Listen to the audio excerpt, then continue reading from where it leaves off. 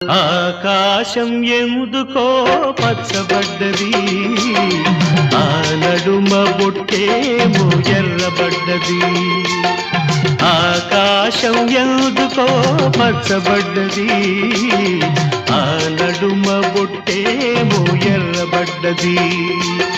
వీచే గాలుల తాకిడి, సాగే గువ్వల అలజడి, రమ్మని పిలిచే పైబడి.